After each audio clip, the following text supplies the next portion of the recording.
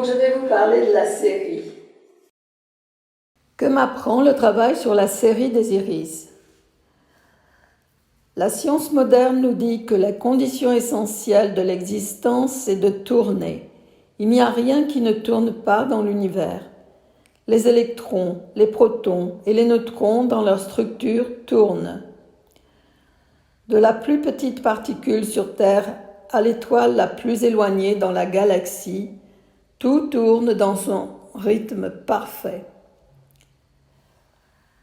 L'homme tourne avec la Terre et, dans une similitude magnifique, tournent les atomes qui forment la structure de l'humain.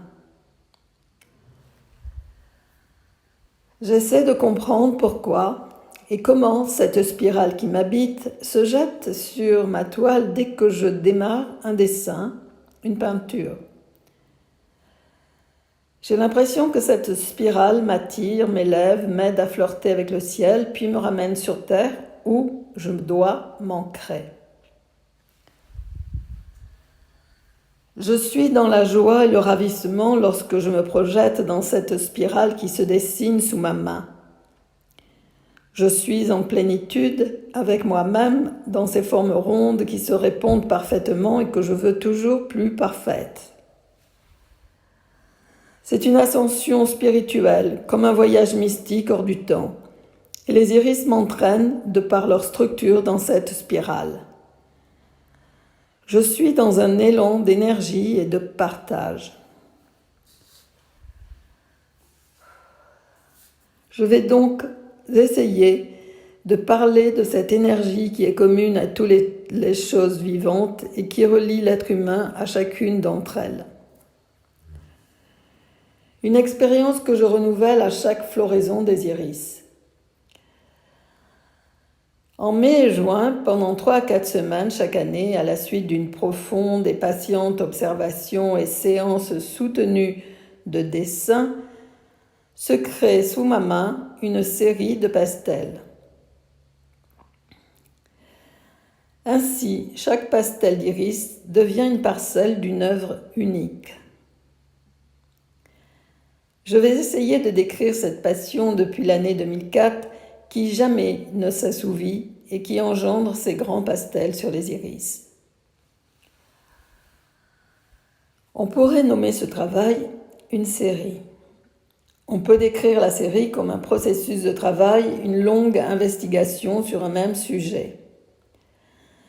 Cela peut être un travail entre figuratif et abstrait, l'un se nourrissant de l'autre. Le sujet perceptible dans le premier temps s'efface peu à peu. Un travail obsessionnel sur un motif déclencheur, dans lequel je me projette et qui me permet d'expérimenter des essais picturaux à partir du même sujet, l'iris.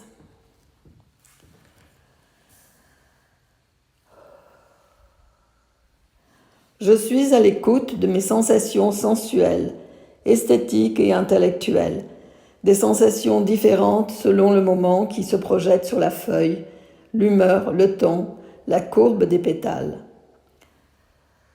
Par la singularité de ces formes et couleurs changeantes, j'étudie cette quintessence universelle, cette vie inexorable qui ressurgit, tiges, feuilles et fleurs, qui éclatent du rhizome à chaque printemps. Être en résonance avec ces arabesques de couleurs, ce déploiement éphémère, ces courbes vibrantes, plonger dans la structure intime et cachée de l'iris, respirer les courants vitaux de la fleur.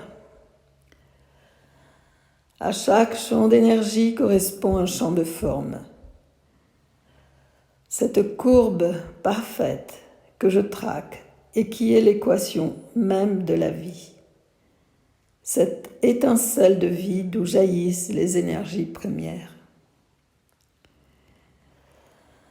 Cette structure matricielle impudique me fascine, esquisse des courbes du sexe féminin, évocation phallique. L'iris, c'est une trilogie répétée. 3 sépales, 3 pétales, 3 pistils, 3 étamines, 3 capsules, 6 graines. Je pourrais sentir les canaux du végétal pousser en moi. La forme archétypale qui se forme, se dissout, se détruit et se reconstruit sur ma feuille dans cette méditation active.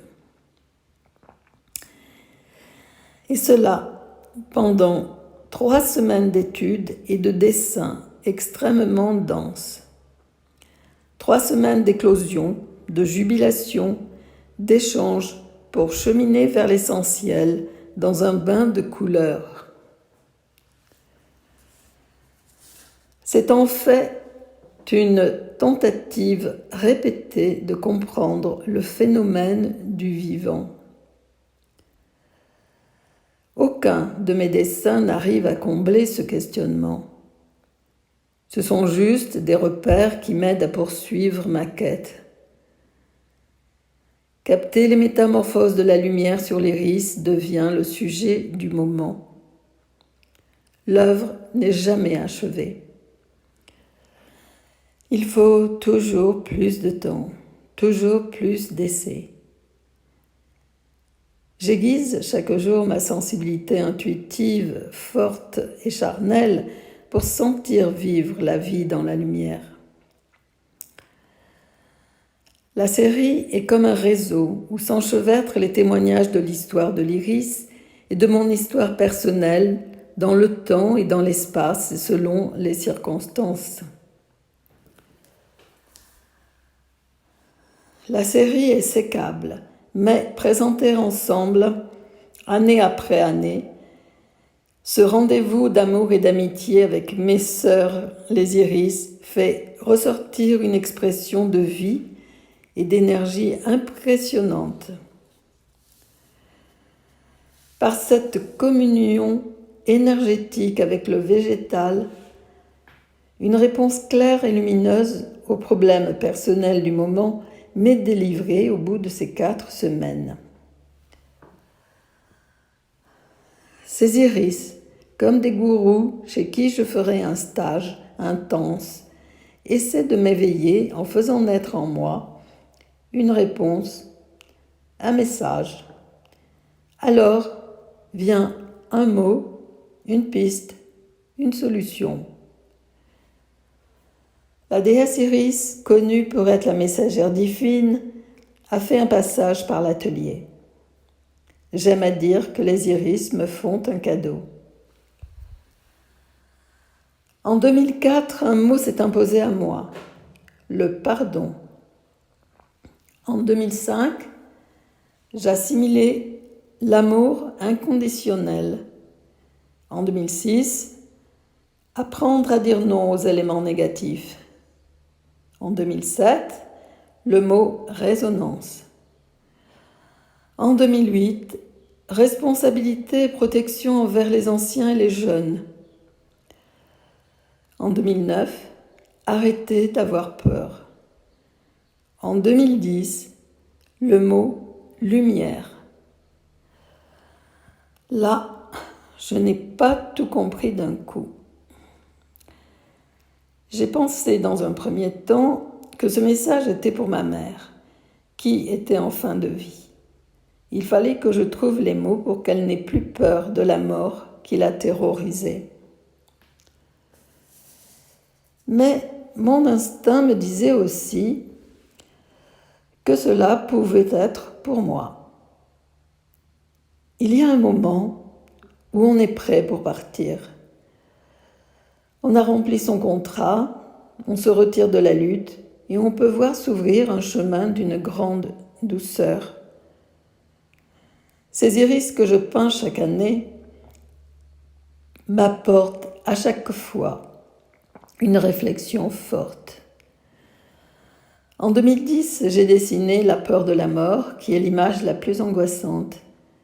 Ensuite, la surprise de la mort qui vous fauche, et puis cette grande lumière qui suit la mort, comme un grand bonheur dans lequel on danse dans les couleurs d'or et de miel. Les iris, cette année-là, m'avaient donné le mot de passe, lumière. Ce qui va m'amener sur le chemin des peintures prémonitoires. Je voudrais terminer ce moment, cet épisode, en vous lisant un poème de Mère. Tu as mis dans ces fleurs une vertu magique. Elles semblent parler de ta présence unique. Elles apportent avec elles le sourire du divin.